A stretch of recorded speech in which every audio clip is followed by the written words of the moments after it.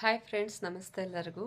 ಇವತ್ತು ನಾನು excess menses bleeding problems ಇರುತ್ತೆ ಲೇಡೀಸ್ಗೆ, ಅವ್ರಿಗೆ ಈ ಕಲರ್ ಥೆರಪಿನಲ್ಲಿ ಯಾವ ಕಲರ್ಸ್ ಅಪ್ಲೈ ಮಾಡಬೇಕು ಅಂತ ಹೇಳ್ತೀನಿ.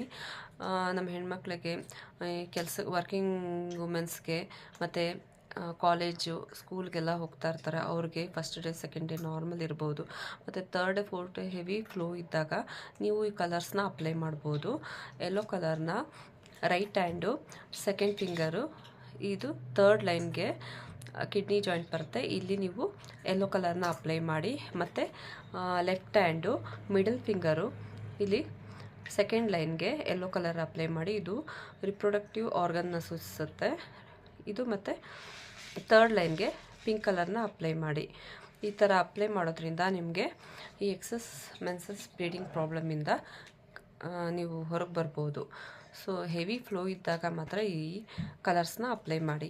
Normal first day second day flow ಇರುತ್ತೆ, ಅದು ನಾರ್ಮಲ್ ಇರುತ್ತೆ. ಬಟ್ ಥರ್ಡ್ ಡೇ ಫೋರ್ತ್ ಡೇನು ಈ ಥರ ಪ್ರಾಬ್ಲಮ್ಸ್ ಇದ್ದಾಗ ನೀವು ಇದು ಕಲರ್ಸ್ನ ಅಪ್ಲೈ ಮಾಡಿ. ಸೊ ನನ್ನ ವೀಡಿಯೋಸ್ ಇಷ್ಟ ಆದರೆ like and share and subscribe ಮಾಡಿ, ಮತ್ತು ಕಾಮೆಂಟ್ ಮಾಡೋದನ್ನು ಮರಿಬೇಡಿ ಫ್ರೆಂಡ್ಸ್. Thank you.